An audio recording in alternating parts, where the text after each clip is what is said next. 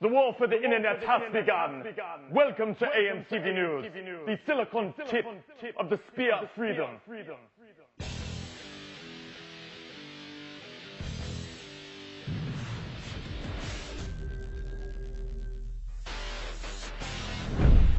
Not sure who that guy was, but welcome back to AMTV News. I'm your anchor, Topher Morrison. It's Friday. It's finally Friday, February 22nd, 2013. On February 12th, President Barack Obama had this to say. Now our enemies are also seeking the ability to sabotage our power grid, our financial institutions, our air traffic control systems. We cannot look back years from now and wonder why we did nothing in the face of real threats to our security and our economy. And that's why earlier today, I signed a new executive order that will strengthen our cyber defenses by increasing information sharing and developing standards to protect our national security, our jobs, and our privacy. 1 week later, on February 19th, Obama's assertions were miraculously and conveniently validated. Internet security firm Mandiant released a detailed and scathing report blaming the Chinese army for a clandestine campaign of state-sponsored cyber warfare against the United States based out of one single innocuous building located in Shanghai. Mandiant is quickly being seen as a sort of digital Blackwater, home to many ex-government employees, including its founder, Kevin Mandia, ex-Air Force cybercrime investigator, who counts 30% of the Fortune 500 as clients and boasts countless connections through its board and leadership to the U.S. government.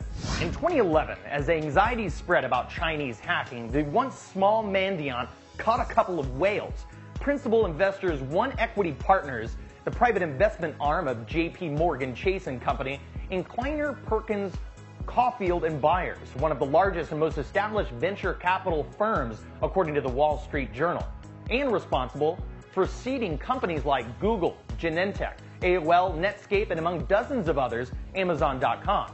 Needless to say, Mandiant is laced up.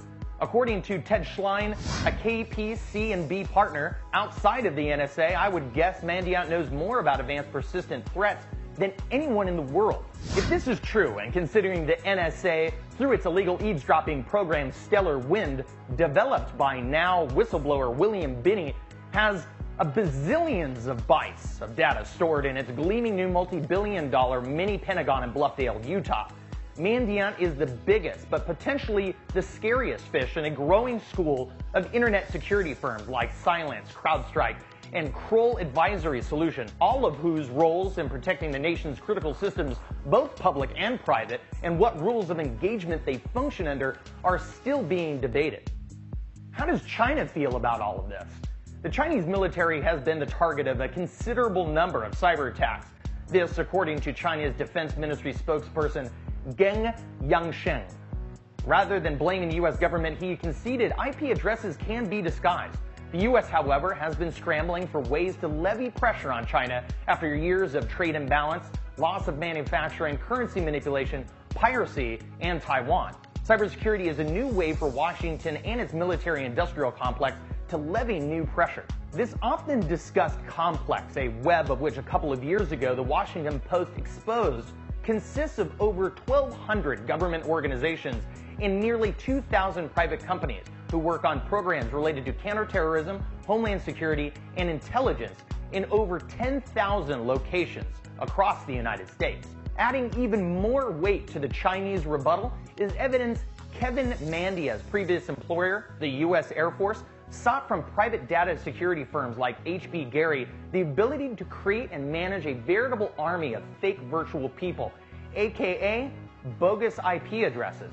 You can use it to manufacture consent or plant a digital false flag in your backyard. As many of the Fortune 500, both clients and investors of Mandiant, back draconian legislation such as SOPA, PIPA, and CISPA, threatening the freedom and anonymity of the internet, allegations by Chinese professors, military experts, and industry leaders that lobbying groups and private companies are using this threat as a convenient way for Washington to seek and increase its defense funding, enlarge cybersecurity forces, and to push Congress to pass legislation that has thus far failed to pass due to public opposition, sure carries a lot more weight.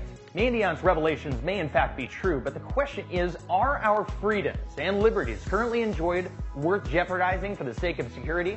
We have unfortunately been forced to answer this question many times since 9/11.